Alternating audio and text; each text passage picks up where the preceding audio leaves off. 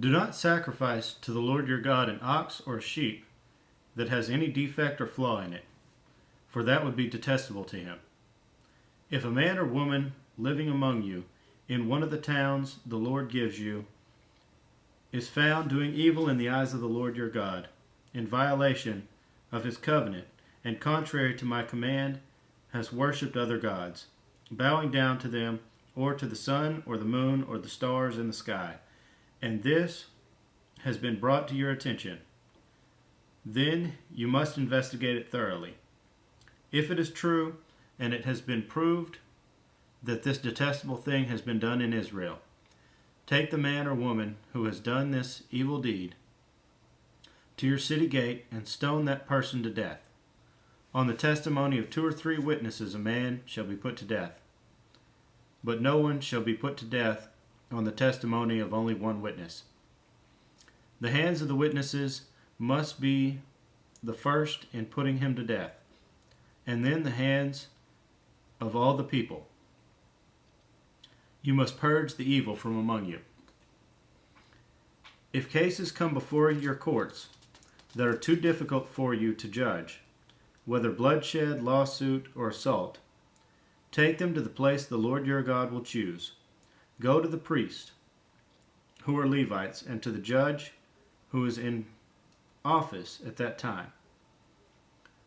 Inquire of them, and they will give you the verdict. You must act according to the decisions they give you at the place the Lord will choose.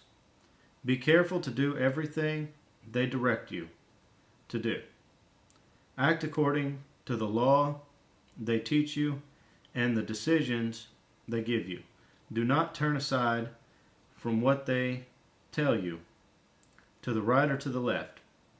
The man who shows contempt for the judge or for the priest who stands ministering there to the Lord your God must be put to death. You must purge the evil from Israel. All the people will hear and be afraid and will not be contemptuous again. When you enter the land the Lord your God is giving you, and have taken possession of it, and settled in it, and you say, let us set a king over us like all the nations around us. Be sure to appoint over you the king the Lord your God chooses. He must be from among your own brothers. Do not place a foreigner over you, one who is not a brother Israelite. The king, moreover, must not acquire great numbers of horses for himself, or make the people return to Egypt to get more of them. For the Lord has told you, you are not to go back that way again. He must not take many wives, or his heart will be led astray. He must not accumulate large amounts of silver and gold. When he takes the throne of his kingdom,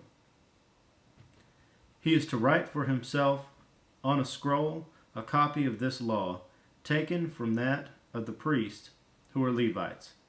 It is to be with him, and he is to read it all the days of his life, so that he may learn to revere the Lord his God and follow carefully all the words of this law and these decrees, and not consider himself better than his brothers, and turn from the law to the right or to the left. Then he and his descendants will reign a long time over his kingdom in Israel.